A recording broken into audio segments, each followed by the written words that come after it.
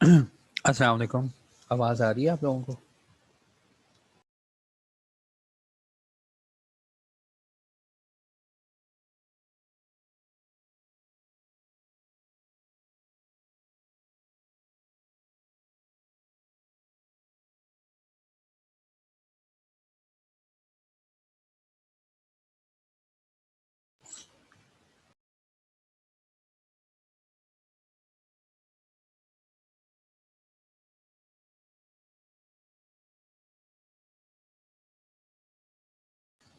बिस्मिल्लाहिर्रहमानिर्रहीम। हमने जो सीरीज़ स्टार्ट की हुई है, ये है यार नॉन बैंकिंग फाइनेंस कंपनीज़ की। हमने बड़ी अच्छी अंडरस्टैंडिंग ली कि ये कंपनीज़ किस तरह इस्टेब्लिश होती हैं, कौन से रूल्स इनके ऊपर लगते हैं। फिर हमने 2008 की रेगुलेशन स्टार्ट की हैं कि एनबीएफसी 2003 के रूल के मुताबिक तो इस्टेब्लिश होगी, लेकिन अपनी ज़िंदगी कैसे गुजारेगी, अपने एसेट्स कैसे मैनेज करेगी, किन किन कामों में जाएगी और कैसे कैसे जाएगी, वो 2008 की रेगुलेशन में बताया गया। अच्छा यार, ये जितने भी रूल्स और ये चीज़ें हैं हमारी सिलेबस में, ये हमने पढ़ने हैं सारे, लेकिन एट द एंड जैसे कंपनीज एक्ट को मैंने स्पेसिफाई किया, कंसाइज किया, इन रूल्स को भी मैं कंसाइज करके जाऊंगा, जिससे आपको बेटर अंडरस्टैंडिंग मिलेगी कि एग्ज़ाम के लिए क्या रख छोड़ना है और क्या लेके जाना है।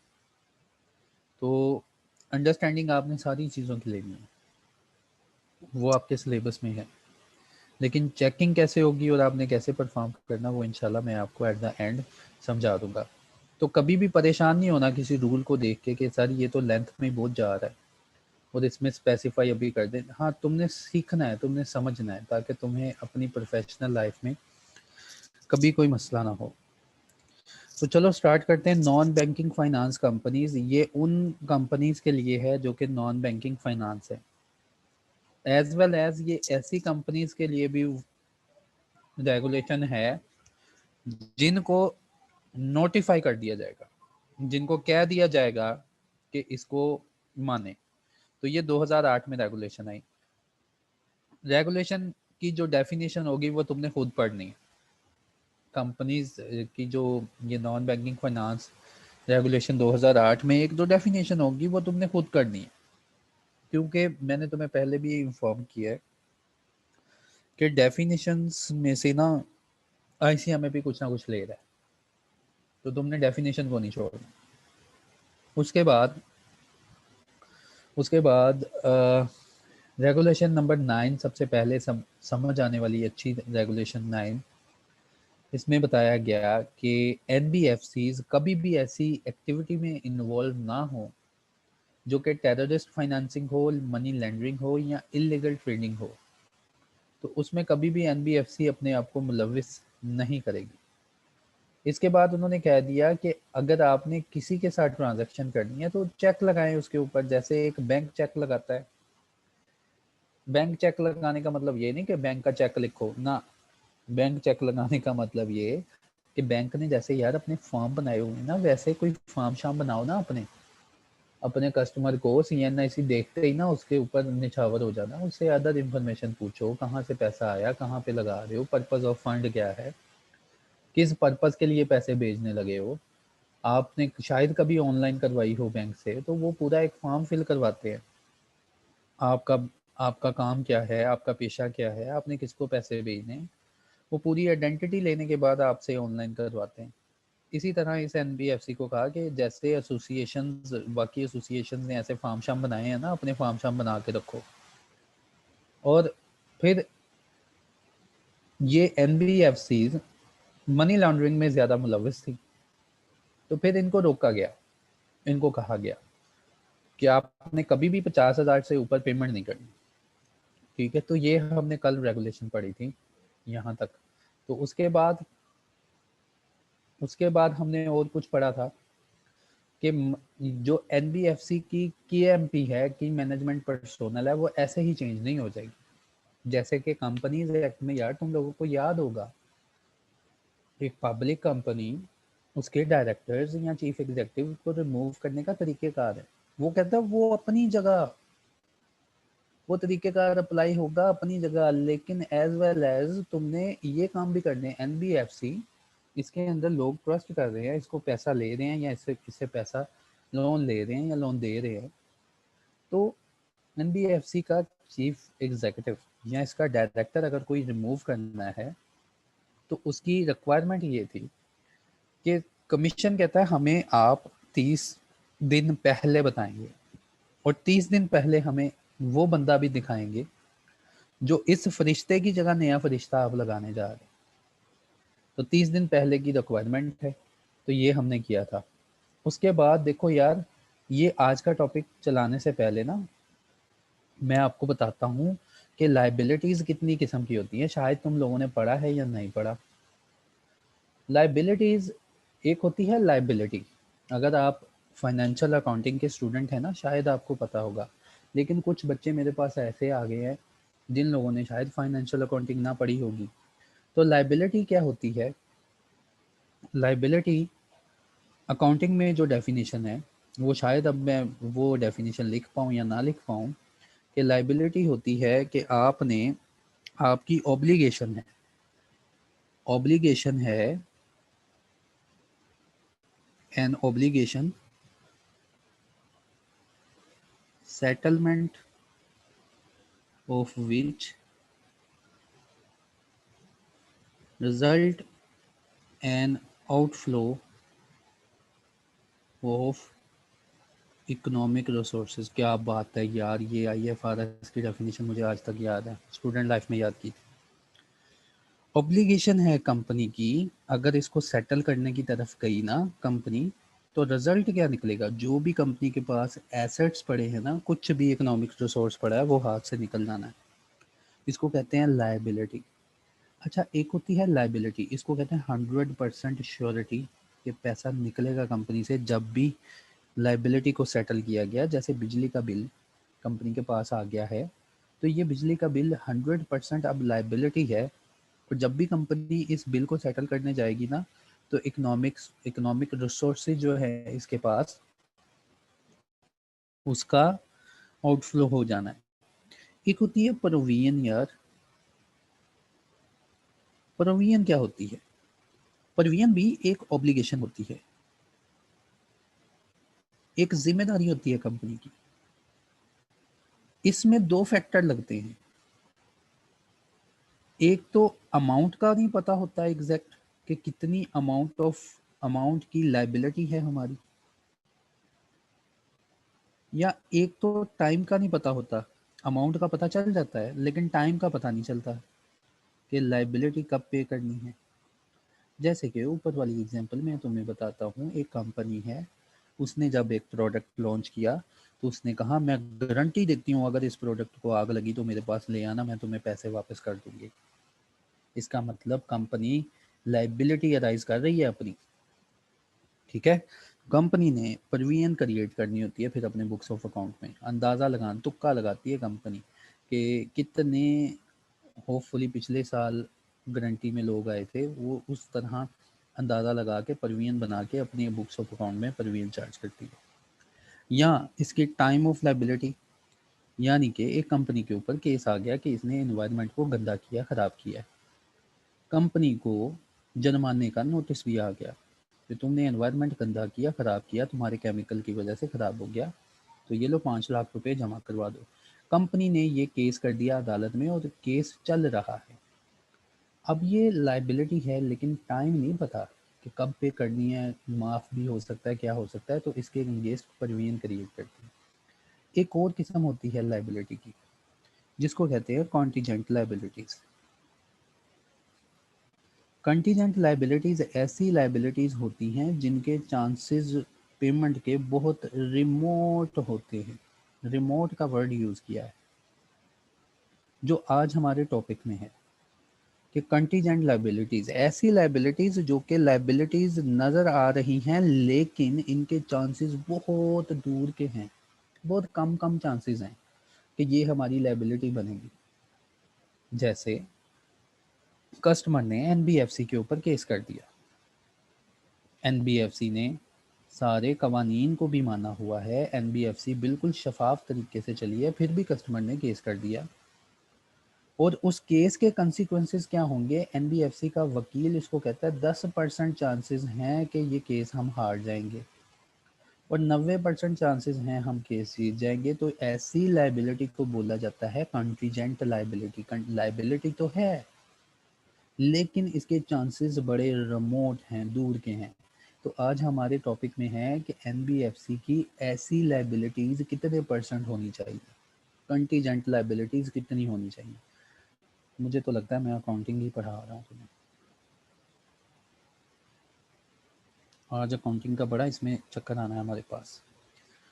Limit on aggregate liabilities of the NBFC. क्योंकि यार एनबीएफसी जो है इसके पास लोगों का या तो पैसा जमा है ना, डिपॉजिट टेकिंग एनबीएफसी, लोग इसमें पैसे दे रहे हैं, है ना, या इन्वेस्टमेंट टेकिंग एनबीएफसी, लोगों का पैसा जमा कर रही है और आगे जाके इन्वेस्टमेंट कर रही है ना। तो इनकी अपनी एनबीएफसीज की लाइबिलिटी कितनी होनी चाहिए। लाइबिलिटी को चेक करने के लिए देखो, अगर किसी पर्सन के ऊपर कर्जा ज़्यादा हो जाता है ना, वो अपनी जगह छोड़ के भाग जाता है, हाँ या ना, भाग जाता है। तो एनबीएफसी को कंट्रोल किया गया कि एनबीएफसी तेरी लाइबिलिटीज़ कितनी होनी चाहिए, सुन ले। Limit on aggregate liabilities of NBFC. Aggregate liabilities, सारी लाइबिलिटीज़ जिसमें current liability, non current liability और एक्सक्लूडिंग, उसने कह दिया कंटीजेंट लाइबिलिटीज़। परवीएंस की भी बात आ गई इसमें, लाइबिलिटी, करंट लाइबिलिटी और परवीएंस वगैरह जो भी है उनकी भी बात आ गई कि aggregate liabilities excluding the contingent liabilities and security deposit. कहता है सिक्योरिटी डिपॉजिट जो एनबीएफसी लेती है ना, ये भी लाइबिलिटी होती है। सिक्योरिटी डिपॉजिट क्या होता है, जैसे कार एक दी है इसने लीज पे और सिक्योरिटी डिपॉजिट ले लिया कि जब ये लीज सेटल होगी तो सिक्योरिटी वापस कर देंगे, या लोन दिया है किसी को एनबीएफसी ने और उससे उसका सोना छीन के रख लिया है कि जब ये लोन सेटल होगा तो तुम इंस्टॉलमेंट पे कर दोगे तो लोन, ये सोना वापस कर देंगे। कहता है ये भी एक लाइबिलिटी है, लेकिन मैं इनकी बात नहीं कर रहा। Aggregate liabilities excluding the contingent liabilities and security deposits of non-deposit taking NBFCs shall not exceed the 10 times of its equity। यानी कि एनबीएफसी जिसका उसने कैपिटल बताया था, मोटे मोटे कैपिटल बताए हैं पीछे, है ना, 100 मिलियन, 100 मिलियन उसने कैपिटल की लिमिट लगाई थी। उसने कहा इसकी aggregated liabilities excluding current liabilities and security deposit कभी भी एक्सीड नहीं होनी चाहिए। कहाँ से, 10 टाइम्स, 10 टाइम्स बोले तो 100,000 मिलियन से एक्सीड नहीं होनी चाहिए, यानी कि इक्विटी का 10 टाइम्स से ज़्यादा नहीं होनी चाहिए। और उसके बाद उन्होंने बता दिया कि तुम्हारी ऐसी लाइबिलिटीज़ जो अभी तुम्हारे उस्ताद ने बताया ना, कंटीजेंट लाइबिलिटी क्या होती है, ये देखो एनबीएफसी ने सारा काम किया फिर भी केस हो गया। वकील कह रहा है 10% के चांसेस हैं हम हार जाएंगे, ठीक है, लेकिन 90% के बाद हमारे पास श्योरिटी है, ये देखो लीगल कार्रवाइयाँ सारी मंजूर हैं हमारे पास, तो 90% चांसेस है हम जीत जाएं। ये होती हैं कंटीजेंट लाइबिलिटीज़ जिनके चांसेस रिमोट हैं। उन्होंने कहा क्रेडिट रेटिंग मैंने तुम्हें पीछे पढ़ाई थी कि अगर एनबीएफसी की क्रेडिट रेटिंग AA- या अबव है तो इसकी कंटीजेंट लाइबिलिटी कभी भी एक्सीड नहीं होनी चाहिए 2 टाइम्स ऑफ इक्विटी। अगर एनबीएफसी उसकी क्रेडिट रेटिंग, और याद करो यार, क्रेडिट रेटिंग एनबीएफसी ने करवानी है पैकरा से, और पैकरा ने क्रेडिट रेटिंग हर कंपनी की इशू करता है, जो कंपनी इसके पास सब्सक्राइब करती है और जिसको लॉ बोल देता है, जिसको लॉ बोल देता है तुमने रेटिंग करवानी। तो कहता है कंटीजेंट लायबिलिटी सुनो, अगर तुम्हारी रेटिंग आई है ना AA- की, तो यहाँ इससे अबव की तुम्हारी रेटिंग है, तो कभी भी कंटीजेंट लायबिलिटीज जो हैं 2 टाइम्स ऑफ इक्विटी नहीं होनी चाहिए। इसी तरह अगर क्रेडिट रेटिंग जो है -A से लेकर +A के दरमियान है, तो ये कंटीजेंट लाइबिलिटीज़, ये जो चांसेस हैं केस हारने के और लाइबिलिटी अराइज होने के, वो 1.5 टाइम से एक्सीड नहीं होने चाहिए। और इसी तरह अगर एनबीएफसी ट्रिपल बी रेटिंग की है तो उसके ऊपर 0.5 टाइम ऑफ इक्विटी है। ट्रिपल बी से नीचे कभी नहीं जाने देगा इसको। अगर ट्रिपल बी से रेटिंग नीचे गई तो इसका मतलब एनबीएफसी को खतरा है, कमीशन इसको पकड़ लेगा कि इसकी क्रेडिट वर्थ नहीं है। उसके बाद ये जो कंटीजेंट लाइबिलिटीज़ की लिमिट है ना, इन रेगुलेशन के ऊपर नहीं लगती, इन ट्रांजैक्शन के ऊपर नहीं लगती। अच्छा, अब एनबीएफसी ना दो किस्म के फंड इशू करती है अवाम को, एक होते हैं फंडेड फाइनेंस और एक होते हैं non funded finance. Funded finance कौन से होते हैं? ऐसे फाइनेंसेस जिनके अगेंस्ट हमने पैसा लिया होता है। जैसे हाँ, तुम्हें एग्जांपल बताऊं, जैसे गाड़ी लीज पे लेना, उसमें 25% पैसा हमारा है और 75% पैसा एनबीएफसी का है। इसको बोलते हैं फंडेड फंडेड फाइनेंस। हाँ, लोन भी फंडेड फाइनेंस हुआ, ठीक है। नॉन फंडेड फाइनेंस क्या होता है? नॉन फंडेड फाइनेंस ऐसा कि ऐसा लोन, ऐसी सर्विसेज देना जिसके एंगेस्ट कोई फंड ना राइज करना, ठीक है। तो उन्होंने कहा कि कंटीजेंट लाइबिलिटी वाली जो हमने प्रोविजन ऊपर लगाई है ना, following shall not constitute the contingent liabilities of the company. Contingent liabilities नहीं बनती इस केस में, जैसे non funded based finance to the extent covered by the liquid asset.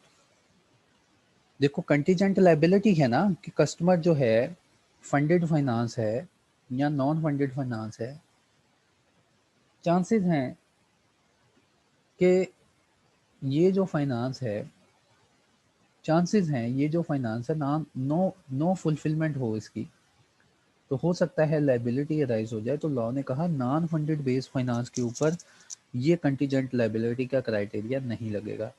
या non funded based finance where the payment is guaranteed by the federal government, provincial government, financial institution rated double A by a credit agency registered by the commission. फिर कहता है ये contingent liabilities उस finance के ऊपर भी नहीं लगेंगी, उस फाइनेंस के ऊपर भी नहीं लगेंगी जो कि गारंटी किया गया है फेडरल गवर्नमेंट की तरफ से या किसी ऐसी कंपनी की तरफ से जो कि कमीशन के साथ रजिस्टर्ड है और triple A double A rating है। And claim other than those related to the provisions of finance, funded or non-funded to the NBFCs constitute where the probability of conversion these claim into liabilities।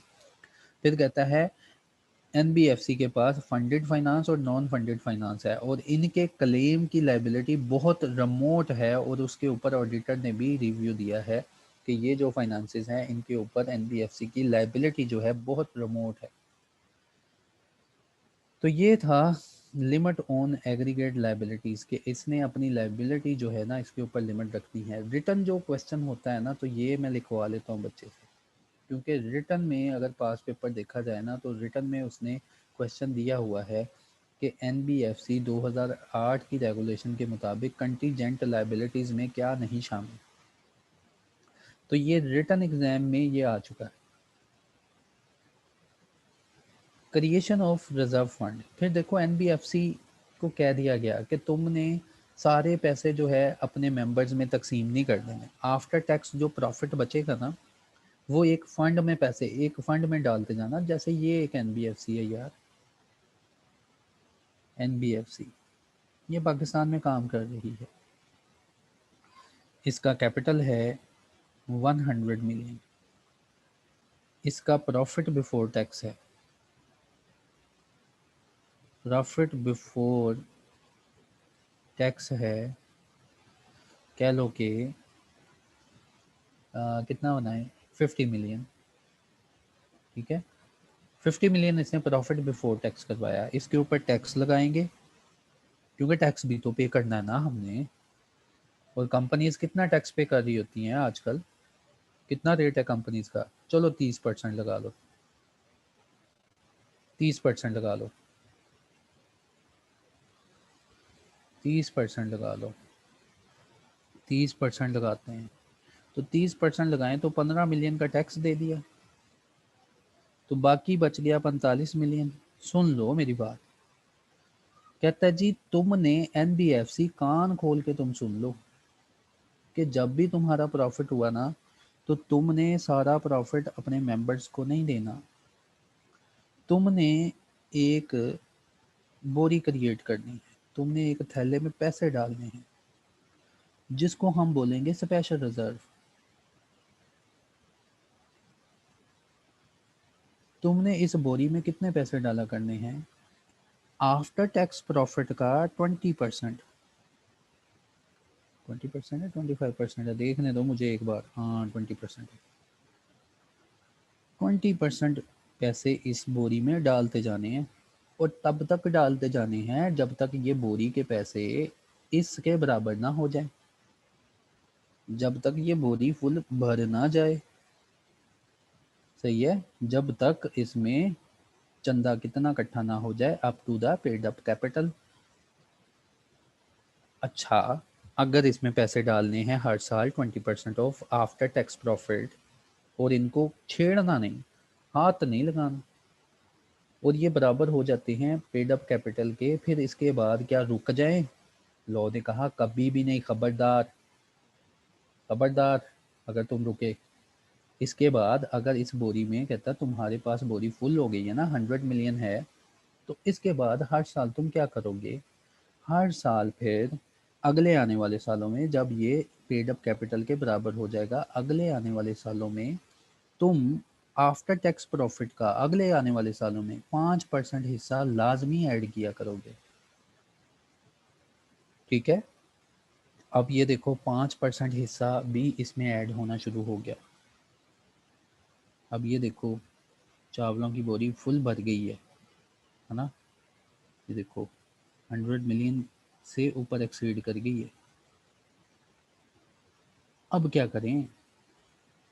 अब कहता जी ऐसी बोरी में से ना तुम bonus share issue कर सकते हो, लेकिन याद रखना इस लिमिट के नीचे नहीं जाना। ऊपर ऊपर वाला हिस्सा, ऊपर ऊपर वाला हिस्सा, इसमें से तुम बोनस शेयर इशू कर सकते हो, और बोनस शेयर इशू करने के बाद फिर तुमने अगेन स्टार्ट हो जाना 5% इसमें डालना। देखो यार यही लिखा हुआ है, मैं ये बातें अपनी तरफ से नहीं बताई। Creation of reserve fund, regulation number 16, deposit taking lending NBFC shall create a reserve wherein at least 20% of after-tax profit of NBFC shall be credited till the time that the reserve fund equals to the amount of paid-up capital of the NBFC. And thereafter, और इसके बाद जब ये amount बराबर हो जाएगी paid up capital के, जब ये अमाउंट बराबर हो जाएगी, इक्वल हो जाएगी पेड अप कैपिटल के, a sum not less than the 5% of its after tax profits shall be credited to the reserve fund. देखा वही बात हुई ना, अब ये बात जल्दी हजम हो जाएगी तुम्हें। पेंटिंग का बड़ा शौक है मुझे, लेकिन पेंटिंग नहीं करनी आती। इश्यूएंस ऑफ बोनस शेयर में be made from the reserve fund. Issuance of bonus share जो है रिजर्व फंड से इशू किए जा सकते हैं after appropriation made under regulation number 16। कहता है आप अप्रोप्रिएशन मेड करें अंडर रेगुलेशन, और 16 अभी तो तुमने पढ़ी है मुझसे। कहता है आप पहले, अप्रोप्रिएशन क्या होती है? प्रॉफिट के हिस्से करना। कहता है आप पहले प्रॉफिट के हिस्से कर ले, फिर बाद में बोनस शेयर इशू करना, तो प्रॉफिट के ऐसे ही हिस्से टोटे करना। फिर उसके बाद however NBFC shall transfer further amount to the reserve fund in order to comply with the requirement of section number 16। तो कहता है इस सेक्शन को हमेशा तुमने कंप्लाई करना है, और फर्दर अमाउंट बोनस शेयर अगर इशू करने हैं ना तो इसमें फर्दर अमाउंट रखनी है। और ये मैंने तुम्हें बता दिया कि बोनस शेयर जो है कहाँ से इशू किए जा सकते हैं और कितने तक इशू किए जा सकते हैं। अब देखो ये तो हो गया रिजर्व इसने रख लिया। ये रिजर्व क्यों रखवाया जाता है यार? एक बैंकिंग कंपनी भी ना, तुम लोगों को पता हो, शायद शायद तुमने इकोनॉमिक्स में पढ़ा हो कि बैंक भी रिजर्व रखवाते हैं स्टेट बैंक के पास, कि कल कला को अगर बैंक भाग जाता है ना तो स्टेट बैंक के पास सिक्योरिटी होती है आवाम को देने के लिए। तो इसी तरह इसको कह दिया गया कि तुमने भी ये रिजर्व अपने पास रखना है, कि कल कला को अगर कोई फेलियर हुआ तो NBFC से रिजर्व से पैसे निकाल के आवाम को दे सकता है कमीशन। इसी तरह maximum exposure of NBFC. Exposure क्या होता है? एनबीएफसी किस मार्केट में कितना फंड लगा सकती है, ठीक है, किस बंदे के ऊपर कितनी सर्विसेज निछावर कर सकती है, ठीक है। जैसे आप बैंक के पास जाते हो ना, भागे भागे उनको कहते हो कि मैंने ना गाड़ी लीज करवानी है, तो बैंक कहता है "हाँ, अच्छा सर जी, गाड़ी जो है हम लीज कर देते हैं, सो बिस्मिल्लाह सुबहान अल्लाह, आपकी आपके लिए तो बैंक है, आपका ही बैंक है। अब बैंक वाले आपसे पूछते हैं कौन सी गाड़ी, आप कहते हैं स्विक गाड़ी, वो तो बड़े ही खुश होते हैं, लुडियाँ मचाते हैं पूरे बैंक वाले, वो स्विक का कस्टमर आ गया। फिर वो आपसे पूछते हैं अच्छा सर जी, स्विक की ये प्राइसेस हैं, फिर आप कहते हो यार मैं ना स्विक 1999 मॉडल की बात कर रहा हूँ। फिर वो आपको कहते हैं सॉरी ये हमारे एक्सपोयर में नहीं है, निकल जाए यहाँ से, जो चाय भी रखी होती है वो भी छीन लेते हैं। इसी तरह एनबीएफसी को भी कह दिया कि तुमने अपनी सर्विसेज किन किन लोगों पे निछावर करनी है और कहाँ कहाँ पे निछावर करनी है, इसको कहते हैं एक्सपोयर। अच्छा जी, total exposure of NBFC to a single person, एक पर्सन के ऊपर अपनी कितनी सर्विसेज निछावर करेगा वो बताने लगे। और यहाँ ग्रुप ऑफ पर्सन्स के ऊपर अपनी कितनी सर्विसेज निछावर करेगा। एनबीएफसी याद रखो बैंक से मिलता जुलता काम है ना, लोन भी दे सकता है, गाड़ियां भी लेके दे सकता है, तो कितने परसेंट की ये एक पर्सन के ऊपर अपनी सर्विसेज निछावर करेगा। Total outstanding exposure to a single person, एक सिंगल पर्सन के ऊपर कितने पैसे लगा सकता है ये एनबीएफसी। अगर एक पर्सन इससे लोन लेने आ जाए, फंडेड लोन या नॉन फंडेड, फंडेड का मैंने आपको बताया, फंडेड लोन ऐसा लोन होता है फंड दे के लोन मिलना, नॉन फंडेड लोन ऐसा लोन होता है बगैर किसी फंड के या सिक्योरिटी के लोन मिलना। Total outstanding exposure, total outstanding exposure funded and non funded by NBFC to a person shall not any time exceed the 20% of the equity of NBFC as disclosed by the latest financial statements। बात clear हो गई। उसने कहा अगर कोई person, कोई एक single person तुमसे लोन लेने आता है ना, लेट्स सपोज ये लोन की एप्लीकेशन आ गई एनबीएफसी के पास, एनबीएफसी लोन दे रही है, एनबीएफसी का कैपिटल, पेड अप कैपिटल है 100 मिलियन, ठीक है। और एक पर्सन, ये गंजा पर्सन आ गया इसके पास लोन लेने के लिए, और लोन की एप्लीकेशन इसने फुलफ़िल की, क्योंकि एनबीएफसी लोन तो देगी ना, हंस रही है एनबीएफसी, सूद खाएगी ना, इसीलिए तो बनी है एनबीएफसी, हंस रही है। तो लोन की एप्लीकेशन में अगर इसने लिखा है कि मुझे 50 मिलियन का आपसे लोन चाहिए, तो क्या ये एप्लीकेशन अप्रूव हो जाएगी? नहीं अप्रूव होगी। रेगुलेशन 2008 के मुताबिक एनबीएफसी अपनी सर्विसेज इस गंजे के ऊपर निछावर नहीं करेंगे। हाँ, अगर इसको बताया जाएगा सर हम आपको लोन दे सकते हैं लेकिन आप जो है ना बड़ी ऊंची हवा में उड़ रही, एनबीएफसी को कहा गया है 10 मिलियन ऑफ पेड अप और कितना है, हाँ 20% है ना, 20% ऑफ पेड अप कैपिटल से ज़्यादा हम किसी एक सिंगल पर्सन को अपनी सर्विसेज नहीं दे सकते। आप लोन की एप्लीकेशन हमसे 20 मिलियन या इससे कम का लोन हम आपको दे सकते हैं, और लोन देने के बाद लाजमी बात है इन्होंने इंस्टॉलमेंट भी वापस लेनी है, सूद भी वापस लेना है। ओके क्लियर हो गया ना। तो इसीलिए उन्होंने कहा कि एनबीएफसी किसी भी पर्सन को अगर लोन देगी तो 20% ऑफ इक्विटी से ज़्यादा का लोन नहीं देगी as disclosed by the latest financial statement.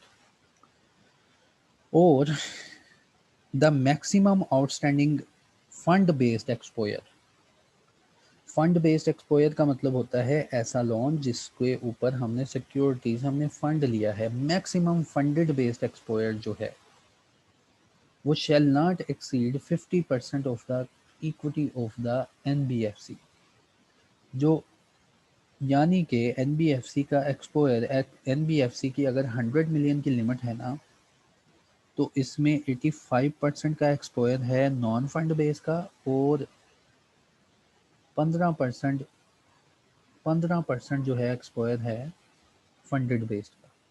तो उन्होंने कहा सर्विसेज निछावर करते वक्त ये परसेंटेज देख लेना।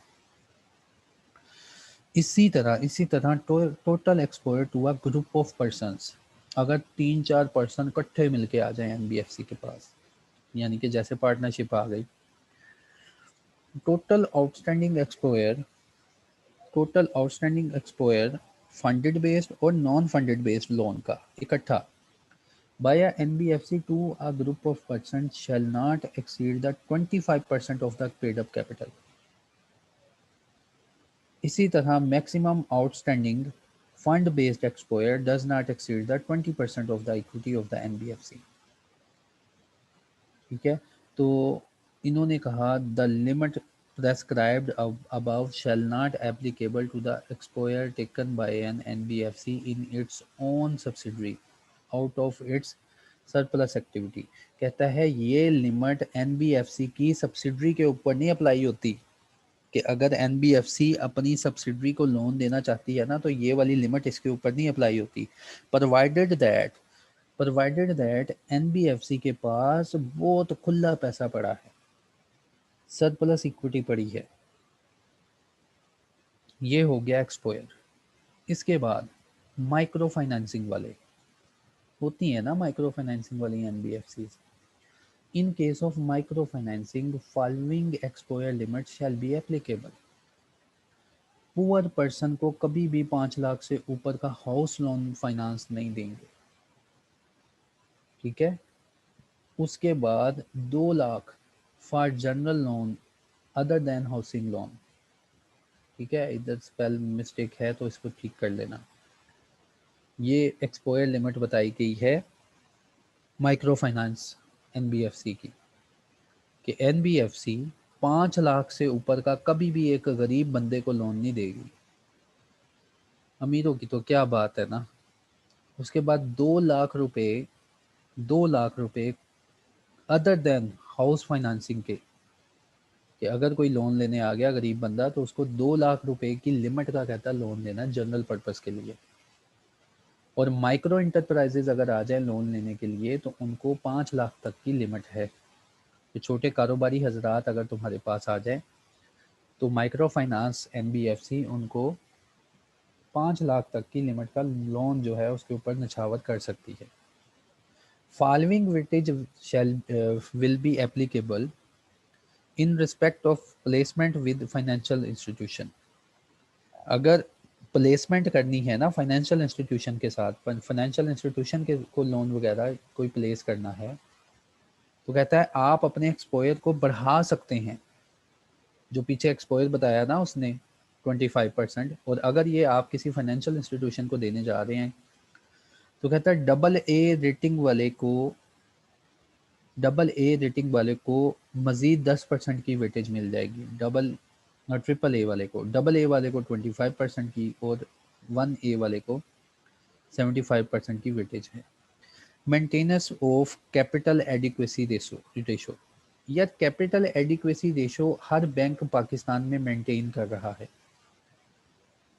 और ये कार जो है, इसका शॉर्ट एब्रीविएशन कार है, ये कार हर बैंक मेंटेन कर रहा है। कैपिटल एडिक्वेसी रेशो से पता चलता है बैंक इंसॉल्वेंसी की तरफ तो नहीं जाने लगा। कैपिटल एडिक्वेसी रेशो कैसे फाइंड की जाती है? कैपिटल एडिक्वेसी रेशो का फार्मूला होता है रिस्क अवेटेड एसेट्स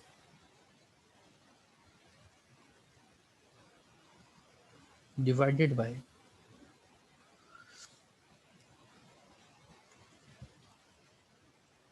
इक्विटी। इसको बोलते हैं कार। रिस्क अवेटेड एसेट्स, इस कार के मुताबिक ना हर एसेट्स के ऊपर कुछ ना कुछ रिस्क होता है। इस कार थ्योरी के मुताबिक कुछ एसेट्स ऐसे होते हैं जो कि मोस्ट रिस्की होते हैं, उनके साथ परसेंटेज लगाई जाती है। जैसे लेट्स सपोज हम रिस्क अवेटेड एसेट्स निकालते हैं। एनबीएफसी के एसेट्स क्या हो सकते हैं? बिल्डिंग हो सकती है, इसकी इन्वेस्टमेंट्स हो सकती हैं, पब्लिक लोन हो सकते हैं। ये पब्लिक को लोन जो देती है ये भी तो इसकी इन्वेस्टमेंट है ना। चलो 3 ही काफ़ी हैं।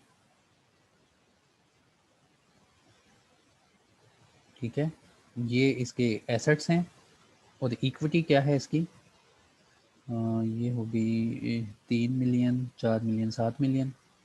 या फाइनेंशियल स्टेटमेंट ही मैं बना लूँ।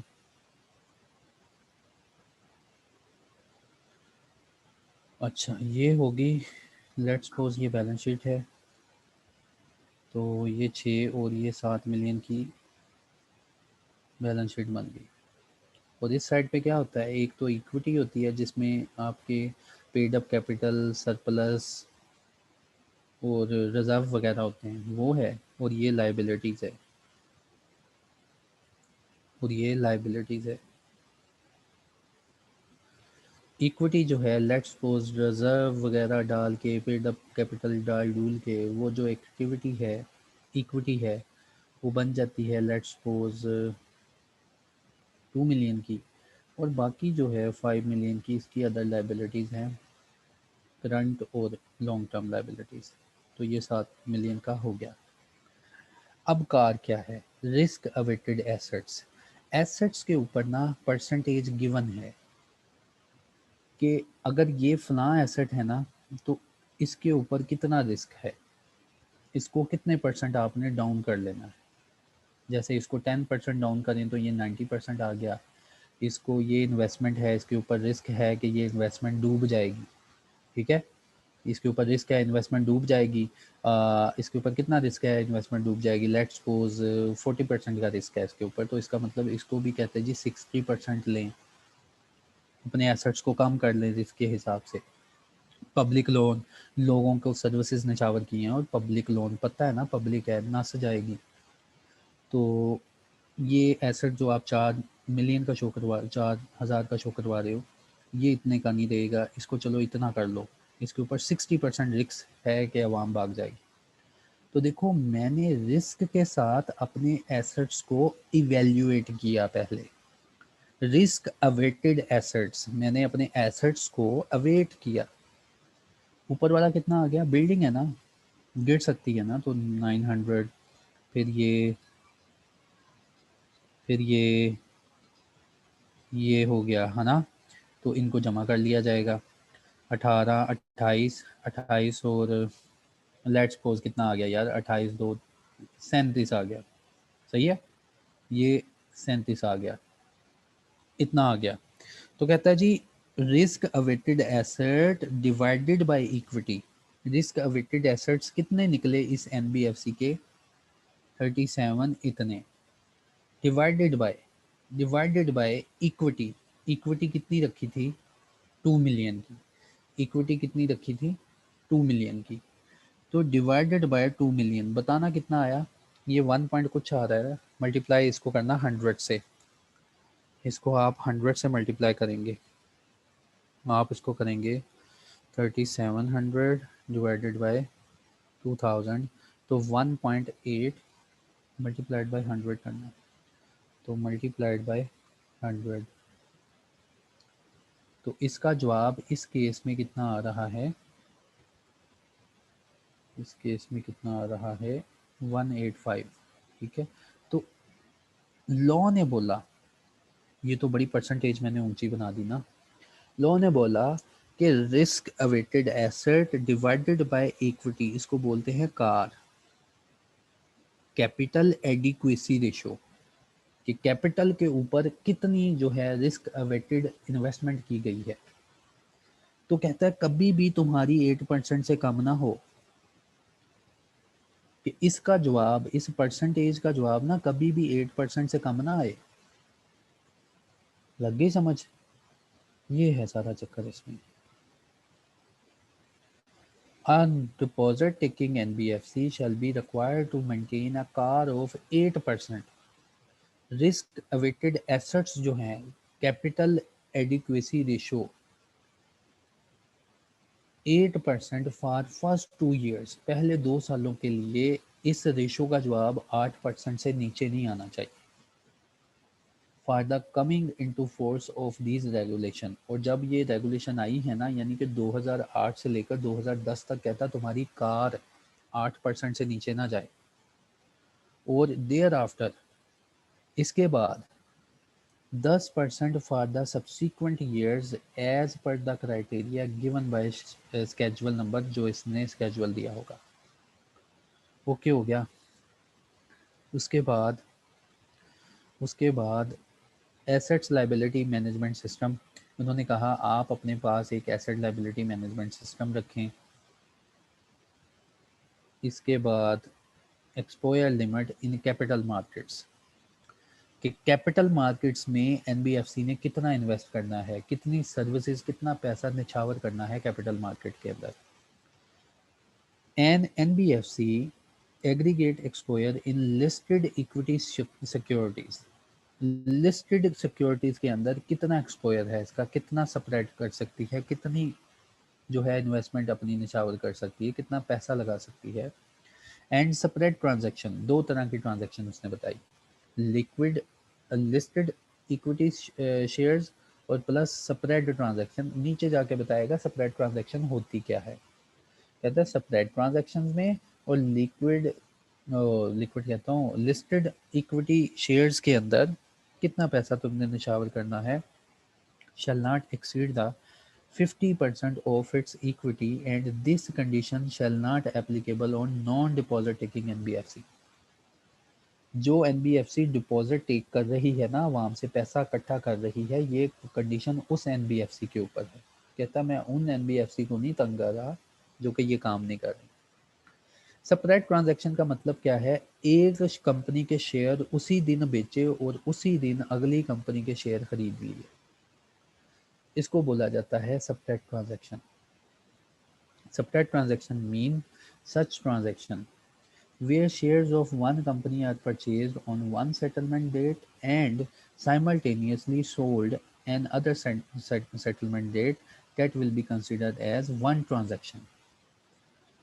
An NBFC investment in equity security of any company shall not exceed 10% of the paid up capital of the investee company or 10% of its own company, whichever is less.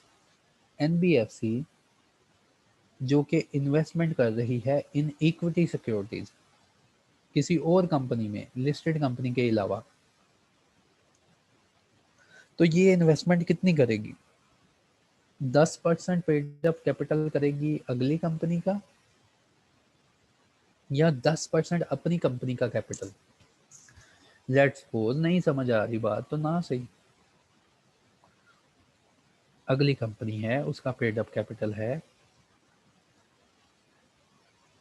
1000 million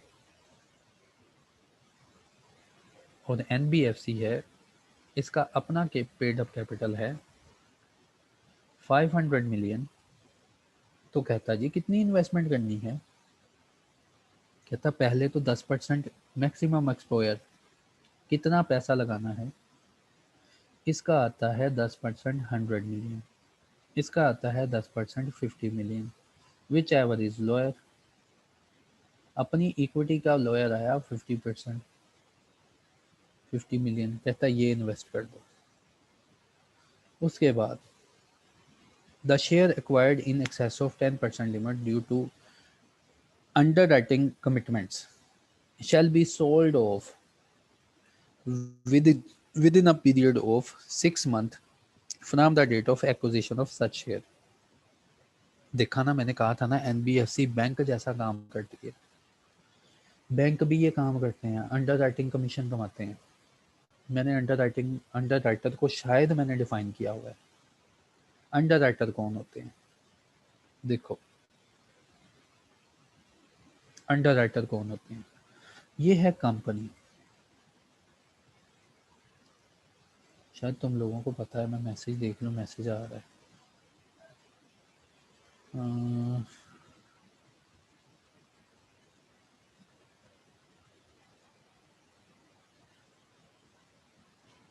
आवाज़ नहीं आ रही, अभी message आया कि ये कब का message है यार, आज तो आवाज़ आनी चाहिए, आज तो नेट भी अच्छा है, मैसेज करना यार, एक बंदा बस मैसेज कर दे, बम्बार ना मच जाए, आवाज़ आ रही है, बस सही है। आप अपना नेट भी चेक कर लें। अच्छा, अंडर राइटर कौन होता है सुन लो। ये कंपनी है, ये अपनी कंपनी लॉन्च होने जा रही है, ये प्रोजेक्ट लॉन्च करने जा रही है कंपनी। ये कंपनी कह रही है मैं पाकिस्तान में फ़ंड इकट्ठा करने जा रही हूँ और हमारा ड्रीम है, हमारा ऑब्जेक्टिव है, हम टेक्सटाइल मिल लगाने जा रहे हैं। अब टेक्सटाइल मिल लगाने के लिए इस कंपनी को 20 बिलियन का फ़ंड चाहिए। अब ये एक पब्लिक कंपनी है, इसने प्रोस्पेक्टस सब कुछ बनवा लिया, अब क्या अवाम 20 बिलियन जो है इसको दे देगी? तो यहाँ काम आ जाते हैं अंडर राइटर्स। अंडर राइटर्स कि चलो अगर अवाम ने शेयर सब्सक्राइब ना किए तो जो शेयर्स बच गए वो हम सब्सक्राइब कर लेंगे और वक्तन फ़वक्तन वो शेयर्स जो है अवाम को बेचते जाएंगे। इस अंडर राइटर का जो होता है ना कमीशन होता है, ये जितने शेयर सब्सक्राइब करता है ना, जितने शेयर्स की गारंटी देता है, वो बिक गए फिर भी इसने कमीशन लेना है, ना बिके वो अवाम में शेयर तो फिर भी इसने कमीशन भी ले लेना है और वो शेयर्स भी ले लेने हैं और बाद में शेयर्स जो है भेजता रहेगा। तो इसको कहा गया कि अगर एनबीएफसी ये बैंक जैसा काम कर रही है ना, अंडर राइटर बन रही है, गारंटी दे रही है किसी को कि चलो शाबाश तुम काम करो, कोई मसला नहीं, अगर अवाम ये शेयर सब्सक्राइब नहीं ना करेगी तो मैं कर लूँगी। तो कहता है share acquired in excess of 10% limit. 10% limit किसकी? अपनी इक्विटी की। Share subscribe in excess of 10% limit due to underwriting commitment. और क्यों किए थे अंडर राइटिंग कमिटमेंट? कमीशन नजर आ रहा था। शैल बी सोल्ड ऑफ, उनको बेच दो within a period of 6 month from the date of acquisition of such shares. उसके बाद कहता है above restriction shall not applicable to the investment made by an NBFC in its own subsidiary. ये जो ऊपर बातें की हैं कहता जी ये अप्लाई नहीं होती अपनी सब्सिडरी के ऊपर। एनबीएफसी की अगर कोई सब्सिडरी है उसमें ये बातें अप्लाई नहीं होती। And long term strategic investment, और जो लॉन्ग टर्म स्ट्रेटेजिक इन्वेस्टमेंट की गई हैं out of the surplus equity, out of the reserve funds, investment in equity security shall be valued at cost of acquisition for the purpose of calculating the limit। कहता market value ना calculate करना, जब तुम ये 10% या 15% calculate करोगे तो security जो है उसका 10% का मतलब है पेड अप वैल्यू का 10%।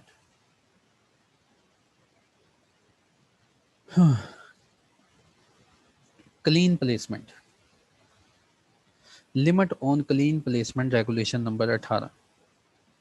जब भी एक एनबीएफसी क्लीन प्लेसमेंट करेगी किसी फाइनेंशियल इंस्टीट्यूशन के साथ तो इसके ऊपर रेगुलेशन आई कि क्लीन प्लेसमेंट जब भी करनी है तो तुमने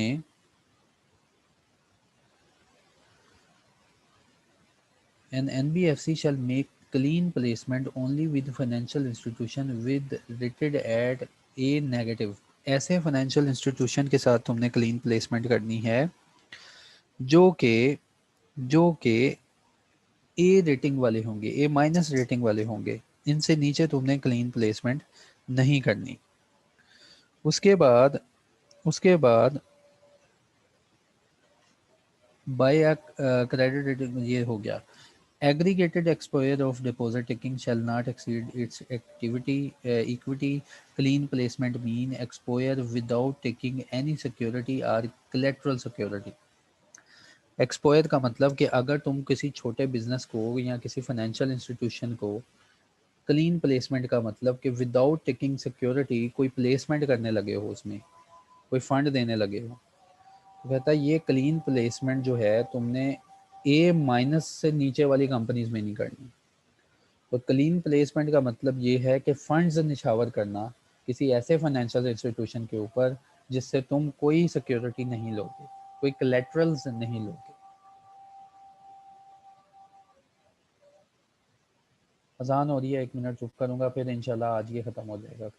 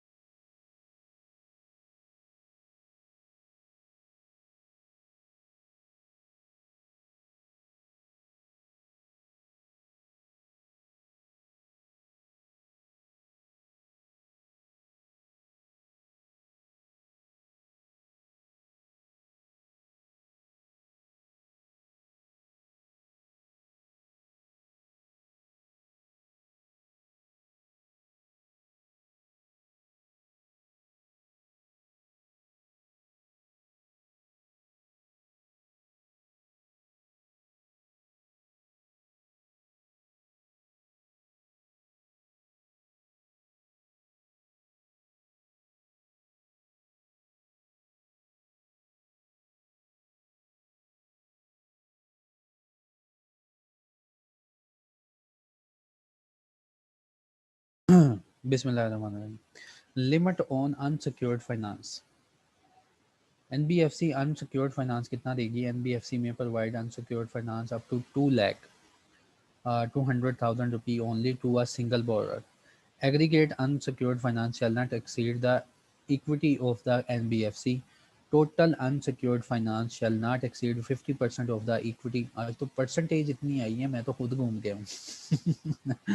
Total unsecured finance shall not exceed the 50% of the equity of the deposit taking NBFC. Provided further that this regulation shall not applicable in case of non-banking microfinance company. Clarification and provisioning for non performing assets. अच्छा, अब देखो यार, इसको समझने की ज़रूरत है। अगर तुमने ना समझा तो तुम्हें समझ नहीं आनी। देखो क्या है ये। एक एनबीएफसी के ज़्यादातर एसेट्स कौन से होते हैं? एनबीएफसी के एसेट्स इसी के लिए तो बनी है, बिल्डिंग लेने के लिए तो नहीं ना बनी, ना फर्नीचर खरीदने के लिए बनी है ना। इसके एसेट्स कौन से होते हैं ज़्यादा? यार जिस काम के लिए बनी है, लोगों को लोन देगी और सूद खाएगी, है ना। लोगों को गाड़ियां रेंट पे देगी और रेंटल भी खाएगी, सूद भी खाएगी। नॉन परफॉर्मिंग एसेट्स क्या? कुछ लोग इससे लोन लेंगे, कुछ लोग इससे लोन लेंगे और भाग जाएंगे, भाग जाएंगे। और ये जब लोन लेके भाग जाएंगे तो एनबीएफसी क्या करे? इसके ऊपर रेगुलेशन है कि एनबीएफसी एक तो इन एसेट्स के ऊपर प्रोविजंस क्रिएट करेगी, जैसे यार तुम करते हैं नहीं अकाउंटिंग में, प्रोविजन फॉर डाउटफुल डेट्स, कि कितने परसेंट के चांसेस हैं कि आपके जो डेट्स हैं वो मारे जाएंगे, यानी अवाम को पैसा दिया हुआ है और वो वापस नहीं मिलेगा। ये होता है प्रोविजन फॉर डाउटफुल डेट्स। उसके बाद उन्होंने कहा एनबीएफसी नंबर 1 एक तो प्रोविजन क्रिएट किया करेगी, एक तो प्रोविजन क्रिएट किया करेगी। नंबर 2 जो नॉन परफॉर्मिंग एसेट्स हैं, जो लोग इसका पैसा लेके भागे हुए हैं, उन नॉन परफॉर्मिंग एसेट्स को रिपोर्ट किया करेगी और हर साल हमें बताएगी कि कितने परसेंट चांसेस हैं कि नॉन परफॉर्मिंग एसेट्स में से रिकवरी कोई हो सकती है कि या नहीं हो सकती। होपफुली समझ आ गई होगी बात। ये रेगुलेशन इसके ऊपर। लैंडिंग एनबीएफसी, देखा ना, वही बात हुई ना, जो पैसा दे रही है। Lending NBFC shall observe the criteria for classification of its assets. Lending NBFC अपने एसेट्स को क्लासीफाई भी किया करेगी। And provisioning as provided in the schedule, और उनकी प्रोविजन भी बनाया करेगी। In addition to the time based criteria, और टाइम बेस्ड क्राइटेरिया भी बनाएगी। टाइम बेस्ड क्राइटेरिया का मतलब एक एसेट को ऐसे भी तकसीम किया करेगी अपने पास कि अच्छा कितने दिनों में फलां बंदे से पैसे आ जाने, कितने महीनों में इस बंदे से पैसे आ जाने, सारे एसेट्स को गिन के रखेगी। टाइम बेस्ड, इसको कहते हैं एजिंग एनालिसिस। शायद सुना हो तुमने अकाउंटिंग में, एनालिसिस ऑफ एजिंग एनालिसिस, कि कितने कितने दिनों से ये ड्यू है। ये चीज़ें भी गिन गना के रखेगी अपने पास। अच्छा किधर गए हम? हाँ यहाँ थे। In addition to the time-based criteria provided in the Schedule 10, ये शेड्यूल 10 कोई नीचे दिया हुआ है रेगुलेशन 8 में, उसमें ये नॉन डिपॉजिट लैंडिंग जो एनबीएफसी है ना, ये क्राइटेरिया फुलफिल करेगी, बताया करेगी कमीशन को। कमीशन को जब भी बताएगी, अपने एसेट्स को क्लासीफाई करेगी और उसके बाद प्रोविजन क्रिएट किया करेगी। इसके बाद जैसा कि शेड्यूल नंबर 10 में बताया गया है ना, वैसे एवेल्यूएशन करेगी टाइम बेस के हिसाब से performing and non performing finances. अब समझ आ जानी चाहिए परफॉर्मिंग फाइनेंसेस कौन से हैं? जो कर्जे दे रहे हैं वापस, जो पैसा दे रहे हैं वापस, सूद भी दे रहे हैं। नॉन परफॉर्मिंग का मतलब जो भाग गए हैं, जो कहते हैं जाओ हमने पैसा नहीं देना।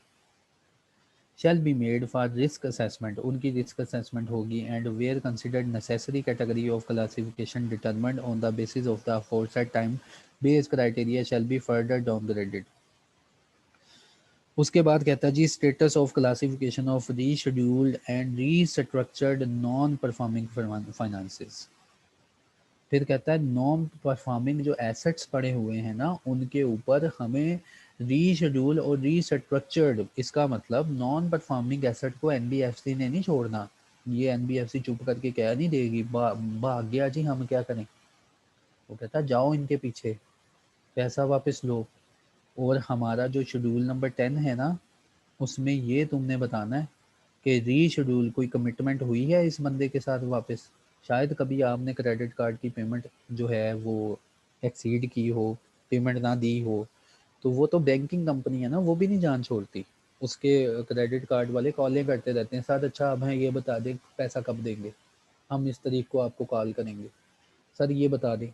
वो कमिटमेंट फिर लेते हैं, रीशेड्यूलिंग लेते हैं। क्यों लेते हैं? उनके ऊपर भी रिक्वायरमेंट है, इसी तरह इसके ऊपर रिक्वायरमेंट है।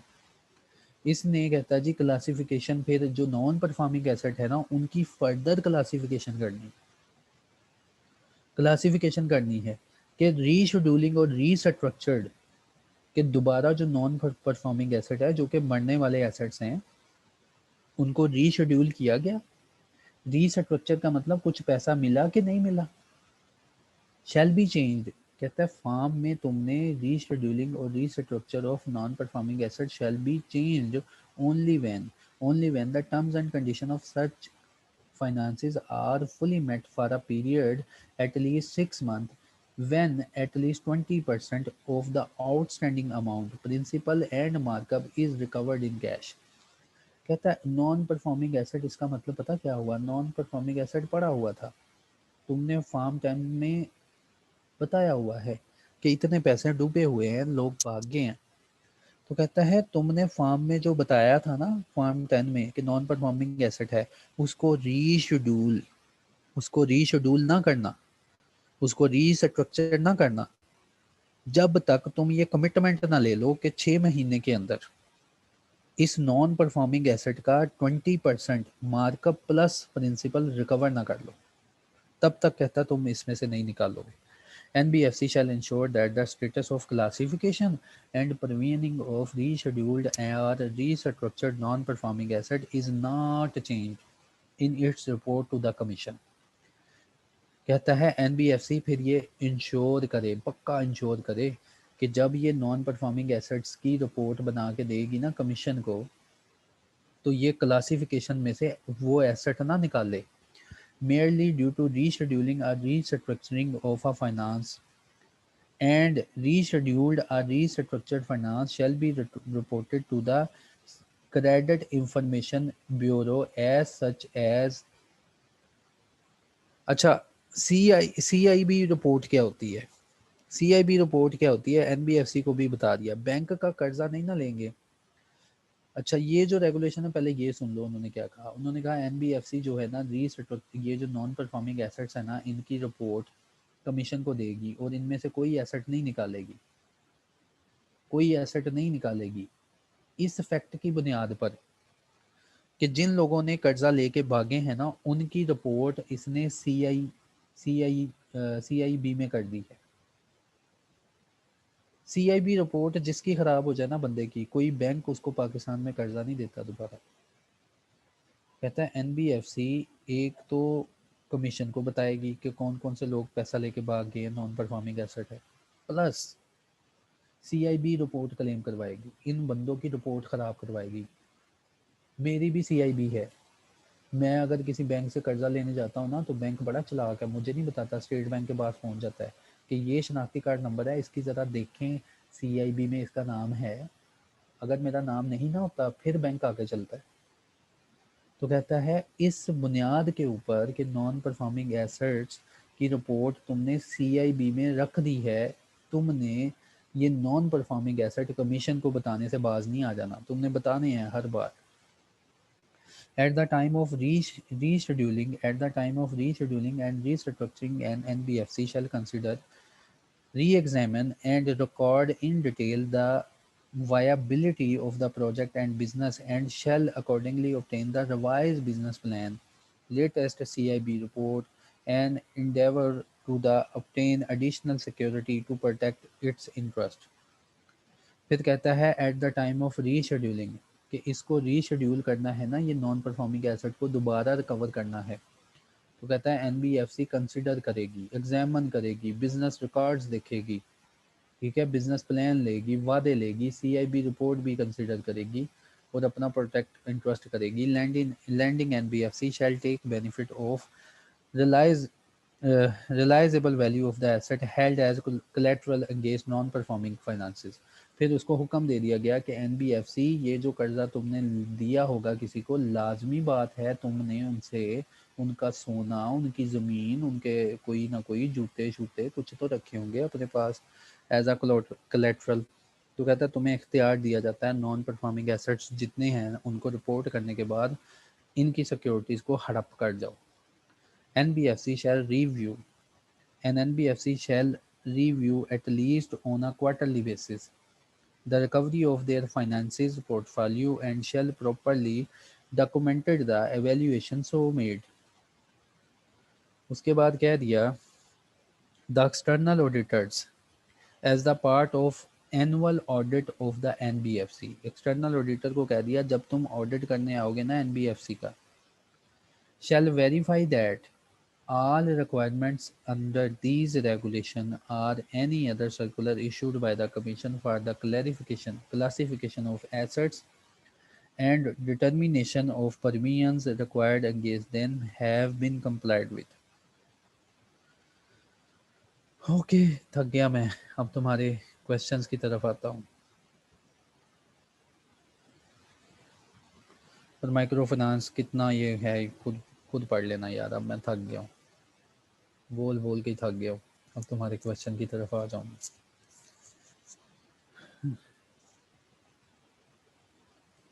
देखो उसने कहा था ना कि तुमने शेयर जो एक्वायर किए 10%, जब भी तुमने इन्वेस्टमेंट करनी है ना, ये देखो उसने कहा था जब भी तुमने कहीं इन्वेस्टमेंट करनी है ना किसी कंपनी में, तो 10% कैलकुलेट करना, एक तो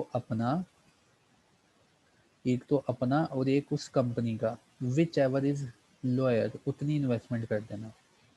हाँ, बाज़ दफ़ा तुम कमिटमेंट कर लेते हो कि मेरी तो लिमिट है 50 मिलियन की, लेकिन अंडर राइटिंग कमीशन मिलेगा, तुम्हें इस चीज़ का लालच है, तुम 80 मिलियन के शेयर्स जो है ना उनकी गारंटी दे देते हो अंडर राइटिंग कमीशन लेने के लिए। तो इसके लिए उसने कहा कि 10% से ऊपर के शेयर्स जो होंगे ना विद इन 6 मंथ बेच देना, निकाल देना अपने में से। तो ये बताया उसने। इससे नीचे वाला पॉइंट, हाँ इससे नीचे वाला ही मैंने बता दिया कि ऊपर तो बताया ना कि 10% की इन्वेस्टमेंट करना, और ऐसे शेयर्स जो कि तुम, अब अंडर राइटर क्या है, एक अंदाज़ा है ना कि अगर पब्लिक ने ना सब्सक्राइब किया तो मैं करूँगा, पब्लिक सब्सक्राइब करे या ना करे उसको तो कमीशन मिल जाना है। फिर कहता है अगर तुमने ज़्यादा लिमिट के ले लिए और सिर्फ इस अंडर राइटिंग कमीशन की वजह से तुम्हें लालच आया, तुमने लिमिट से एक्सीड जाके इन्वेस्टमेंट परचेज कर ली, तो वो 6 महीने के अंदर डिस्पोज ऑफ कर देना।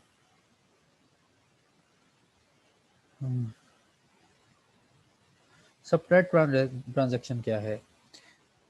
सेपरेट ट्रांजैक्शन का मतलब एक एक जो है इक्विटी में इन्वेस्टमेंट, उसको एक सेटलमेंट डेट पे सेटल करके उसी दिन दूसरी कोई ट्रांजैक्शन में पैसा इन्वेस्ट कर देना, स्प्रेड करना। ये तो हो गया। अच्छा, रेगुलेशन 25 में रीशेड्यूल रीस्ट्रक्चर वाला पॉइंट किधर गया?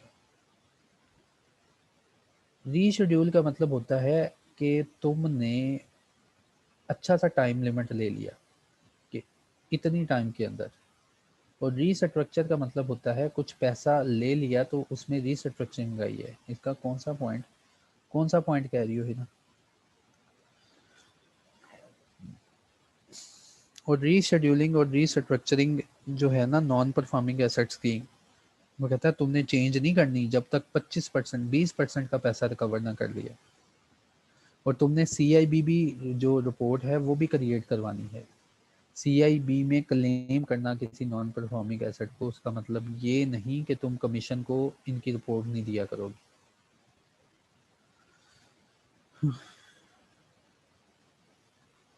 हो गया। वो कुछ नहीं होता, मुश्किल कोई चीज़ नहीं, बस सुनना ही है। फिर हमने पेपर देना है, पेपर भी वैसे देना है जैसे मैं बताऊंगा इंशाल्लाह। कार, कार क्या है? कैपिटल एडिक्वेसी रेशो, कि आपने अपने कैपिटल के ऊपर कितना रिस्क क्रिएट किया हुआ है।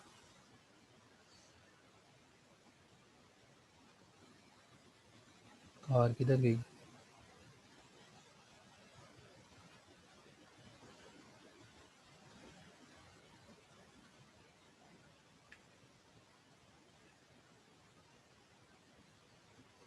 किधर गई कार?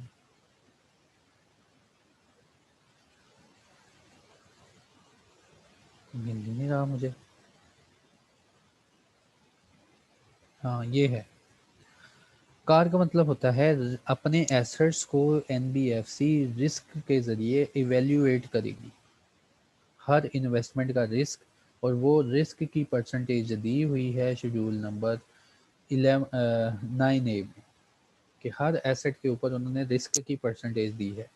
मसलन अगर तुम्हारा एसेट है ना 1000 का, तो रिस्क उस कैटेगरी में है तकरीबन 40% का। इसका मतलब तुम अपने एसेट को इवेल्युएट करो रिस्क के ऊपर, तुम्हारा एसेट फिर बच जाएगा 60% का।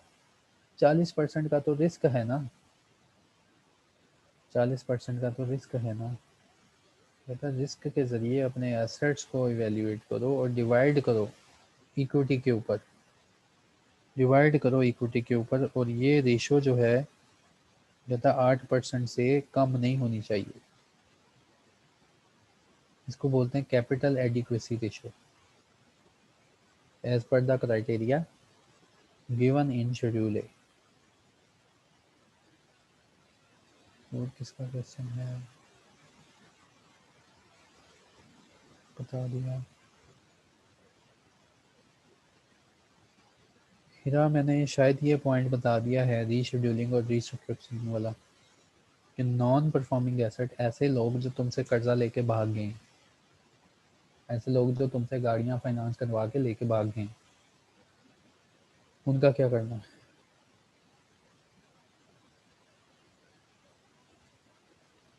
Asset liability management system. The board of directors of deposit-taking NBFC shall approve a policy for effective monitoring of NBFC's assets and liabilities. Board of director कहता है ऐसी पॉलिसीज बनाएंगे जो कि deposit taking NBFC, deposit taking NBFC ऐसी NBFC जो कि आवाम से पैसा ले रही है, उसके एसेट्स और उसकी लाइबिलिटीज को मैनेज करने के लिए इफेक्टिव पॉलिसीज बनाएंगे। And liabilities profile for managing liquidity risk. Liquidity risk क्या होता है? कोई बंदा हमसे पैसा मांगने आ गया, हमारे पास पैसा है ही नहीं, ठीक है, वो कहता है डिपॉजिट टेकिंग NBFC जो है एसेट्स और लाइबिलिटीज को मैनेज करने के लिए प्रॉपर पॉलिसीज बनाए, सारी पॉलिसीज बनाए कि कल कलां को अगर कोई पैसा मांगने आ गया, जैसे बैंक है यार, कभी उसने इनकार किया तुम उससे पैसा मांगने जाते हो, उसने तमाम लोगों के पैसे नहीं रखे होते, उसने वो तमाम लोगों से पैसा इकट्ठा करके आगे इन्वेस्ट किया होता है। अगर सब लोग बैंक से पैसा मांगने चले जाएंगे ना तो बैंक भाग जाएगा। हाँ चंद लोग ही जाते हैं, उसने उसकी पॉलिसी बनाई हुई है कि इतने % पैसा हम रखेंगे, बाकी का पैसा इन्वेस्ट कर लेंगे, और बैंक को पता है। इसी तरह इसको कह दिया गया कि आप कोई ऐसी पॉलिसी बनाएं कि अपने एसेट्स और लाइबिलिटीज़ को इफ़ेक्टिवली मैनेज कर सकें और इस रिस्क से बचें जो कि मिसमैच है running total in maturity of the assets and liability across all the time bracket by the establish internal prudential limits. Prudential limits SBP issue करता है, हर बैंक को वो दी जाती हैं कि आपने कितना रिजर्व अपने पास रखना है। इसी तरह इसको कह दिया कि आपके जो प्रूडेंशियल लिमिट्स होंगी ना उनको मेंटेन करें।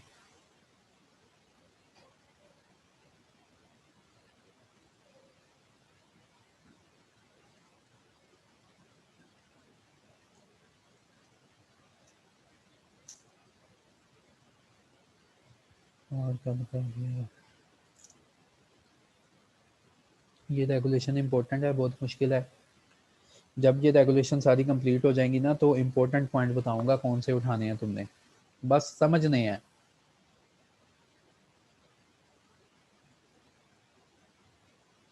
फंडेड नॉन फंडेड, फंडेड ऐसा ऐसा फंड इशू करना, ऐसा लोन इशू करना जिसके अगेंस्ट आपने सिक्योरिटीज ली हैं, उसको कहते हैं फंड बेस्ड लोन। और नॉन फंडेड का मतलब ऐसा लोन इशू करना जिसके अगेंस्ट आप कोई फंड वगैरह या सिक्योरिटी वगैरह नहीं लेते।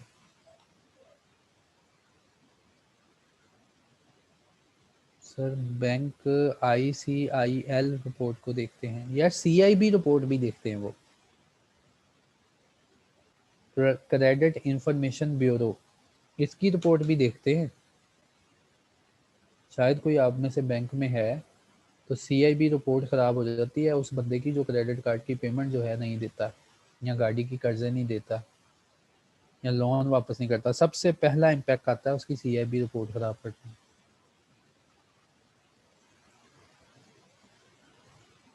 एक्सपोयर को होपफुली मैंने डिफाइन कर दिया और एग्जांपल भी बता दी।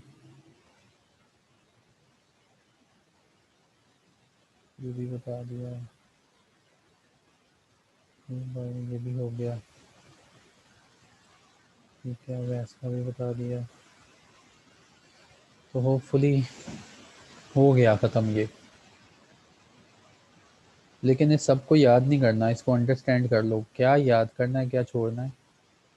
Difference between unsecured and not non funded. Unsecured और नॉन फंडेड, अनसिक्योर्ड का तो यही मतलब है ना, आपने कोई सिक्योरिटी वगैरह नहीं ली, और नॉन फंडेड का भी यही है कि आपने विदाउट कोई फंड लिए बगैर, कोई 25% डाउन पेमेंट लिए बगैर आपने ये फंड इशू किया गया। अनसिक्योर का मतलब है आपने इसके अगेंस्ट कोई सिक्योरिटी नहीं ली। फंडेड का मतलब होता है, जैसे कहते हैं ना एलसी, एलसी शायद तुमने सुना हो, LC fully funded. Fully funded का मतलब ये कि आपने ये सर्विसेज दी हैं लेकिन क्लाइंट से पहले सब सारा डिपॉजिट ले लिया, फुली फंडेड। या आप कहते हो एलसी पार्शली फंडेड, कि मतलब 25% अभी पैसा लिया है और बाकी अभी पैसा नहीं लिया, सर्विसेज परफॉर्म कर रहे हैं। अनसिक्योर्ड का मतलब कि इसके अगेंस्ट कोई कोलेट्रल नहीं लिया तुमने।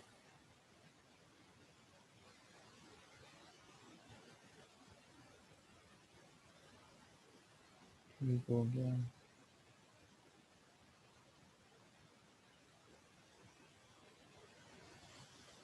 अकाउंटिंग एज वेल, नहीं मैं अकाउंटिंग नहीं पढ़ाता, मैं टैक्स और ये पढ़ाता हूँ बस। चलें, ठीक है, अपना ख्याल रखिएगा, अल्लाह हाफिज़। नेक्स्ट जो है हम कोई अच्छी सी सीरीज स्टार्ट करेंगे।